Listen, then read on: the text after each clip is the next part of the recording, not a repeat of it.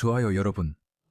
지난주에 저는 네덜란드의 작은 마을 루스디렉트에서 수백 명의 불법 난민을 풀어놓는 것에 반대하는 네덜란드 사람들의 시위를 보여주는 영상을 만들었습니다. 그래서 네덜란드 사람들은 옳은 일을 했죠. 그들은 나와서 시위했습니다. 평범하고 문명화된 네덜란드 여성들이었고 모두 진짜 여성들이었습니다. 정말 놀랍지 않나요? 난민을 환영하는 진보 여성들이 많다는 얘기를 자주 듣지만 사실과 다릅니다. 저는 똑똑하거나 교육받은 대부분의 여성들은 여성 혐오적이고 원시적인 문화에서 온 수백 명의 성적으로 충동적인 남성들을 풀어놓으면 무슨 일이 일어날지 알고 있다고 생각합니다.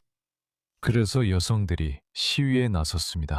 다른 사람들도 시위에 동참했습니다.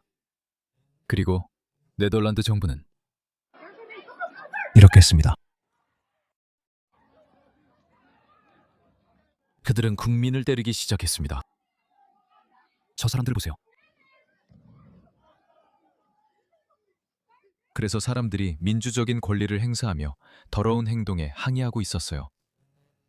그런데 네덜란드 정부는 그냥 곤봉을 휘둘러도 된다고 생각한 거죠. 진압경찰. 제가 지난 영상에서 실수로 덴마크 경찰이라고 말했는데 당연히 덴마크 경찰이 아니라 네덜란드 경찰이었습니다. 제가 잘못 말한 거예요. 네덜란드 경찰인 걸 알고 있었어요.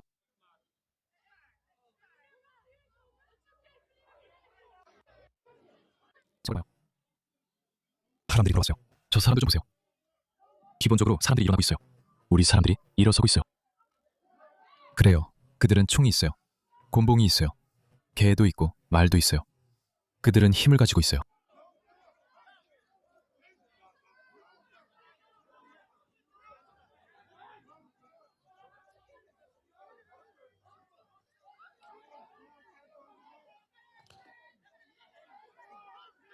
그래서 이 중 일부는 주류 언론에서 다뤄졌어요. 그래서 그 폭동과 시위 이후에 루스디렉트에서는 폭동 이후 난민보호소의 수용 인원을 줄였어요.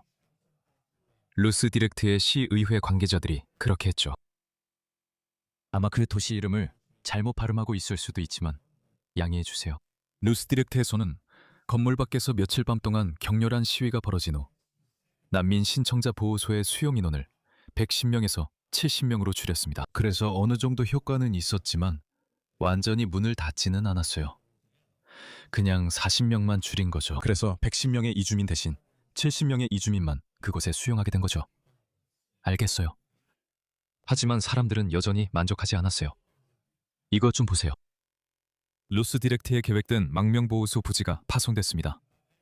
70명의 망명 신청자들, 이 6개월 동안 머물 예정이었던 사용하지 않는 시청 건물이 밤사이 파손됐습니다.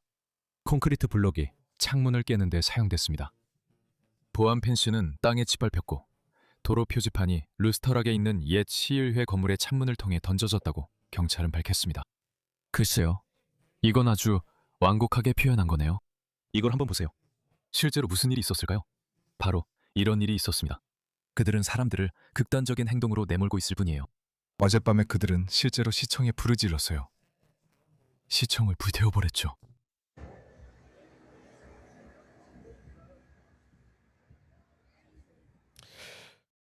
저걸 봐요. 이 엄청나게 번영하고 신뢰가 높던 사회가 얼마나 망가졌는지 보세요. 저걸 보라고요. 나라를 얼마나 빨리 망치고 있는지 보세요. 무엇을 위해서인가요? 브뤼셀의 정치인이 정책을 만들어 우리는 그들을 돌려보낼 수 없게 됐어요. 인권과 유럽 인권협약 ECHR 때문에 아무것도 할 수 없죠. 헤르트 빌더르스도 마찬가지예요. 저는 그에게 환멸을 느꼈어요. 그는 2023년 선거에서 다수표를 얻었지만 과반 의석 정부를 구성하지 못했죠. 그래서 연합을 해야 했어요. 그런데 그것마저도 실패했죠. 그리고 2025년에 다시 선거가 치러졌어요. 그런데 최근 선거에서는 2등도 못했죠. 그래서 그는 이제 정부에 있지도 않아요. 이게 지금 벌어지고 있는 일입니다, 여러분.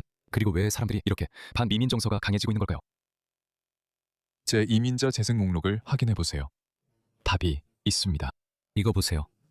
이 영상은 몇 주 전에 나왔어요. 전체 영상은 못 보여드려요. 링크는 설명란에 둘게요. 이것 좀 보세요. 뻔한 가해자가 노숙 중이던 네덜란드 남성을 콘크리트 판으로 때렸습니다. 저 불쌍한 남자 좀 보세요. 그는 거기서 자고 있었어요. 그는 아무 행동도 안 했어요. 뻔한 가해자를 보세요. 그는 그걸 머리에 내리쳤어요.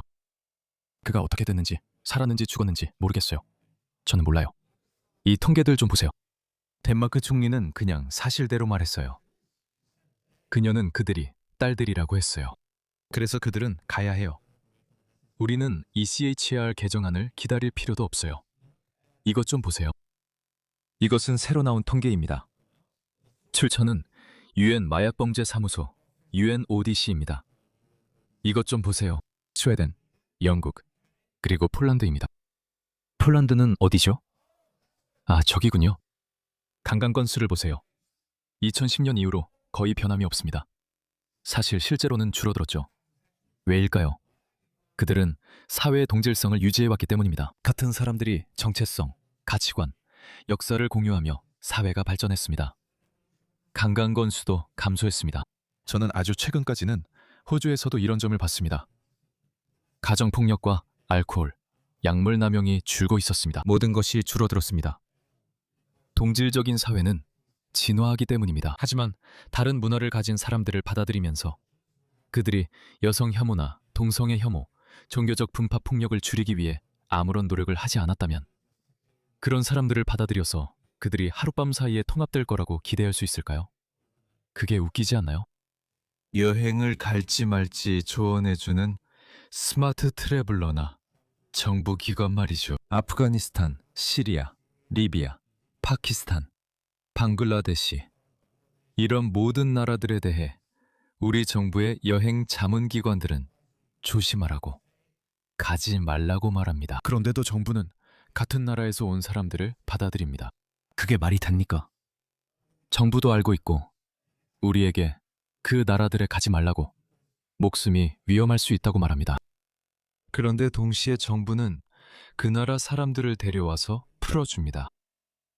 우리 사회에 그게 말이 됩니까? 그리고 최근에 나온 또 다른 통계를 보세요. 이걸 한번 보세요. 2023년부터 2024년까지 영국의 민족별 순재 정수지입니다. 그래서 실제로 백인 민족 집단만이 사용하는 것보다 더 많이 세금을 냅니다. 그러니까 그들은 영국 국고에 적극적으로 기여하고 있는 거죠. 그런데 그 돈은 어디로 가고 있을까요? 아시아계 가정입니다. 영국 정부는 평균적으로 가구당 4,135파운드를 지출합니다. 네, 우리는 간호사가 필요하고 청소부가 필요하고 우버기사도 필요합니다. 우리는 배달음식 기사도 필요합니다. 왜냐하면 이주민들이 떠나면 우리 국가들은 하룻밤 사이에 무너질 수도 있기 때문입니다. 이것 좀 보세요. 민족별 순재정 손실을 보세요. 그래서 영국 정부는 아시아계 가정 한 가구당 4,135파운드를 지출합니다. 흑인의 경우 피해액이 4,500파운드까지 올라갑니다. 기타는 5,000파운드, 혼혈은 5,500파운드입니다. 그래서 백인들이 사실상 이 모든 것을 보조하고 있는 셈입니다. 그리고 왜 우리 모든 서구 국가들이 빚대에 깔리고 있는지 궁금하신가요? 그 이유는 이것조차도 충분하지 않기 때문입니다. 이것 좀 보세요. 겨우 1,400달러만 내고 있습니다. 계산이 맞지 않습니다. 이게 뭡니까? 누가 이걸 이해할 수 있겠습니까? 이 사람들은 누구입니까? 이 정치인들은 누구입니까? 계속 이런 짓을 하고 있습니다. 그래서 저는 서구 문명과 서구의 가치를 지키려는 서구 우월주의자들의 커뮤니티를 만들려고 합니다. 저는 서구 우월주의자입니다. 알겠습니까? 저를 뭐라고 부르든 상관없습니다. 저는 서구 우월주의자이고 서구 문명은 반드시 보존되어야 합니다. 그리고 저는 서로 연락할 수 있는 사람들의 커뮤니티를 만들려고 하고 있습니다. 제가 만든 텔레그램 그룹에 가입해 보세요. 최대 20만 명까지 커뮤니티를 만들 수 있고 익명으로 있을 수도 있지만 비슷한 생각을 가진 사람들과 대화를 시작할 수 있습니다. 그러니까 글로벌 서구 연합이라는 제 텔레그램 그룹에 가입하세요.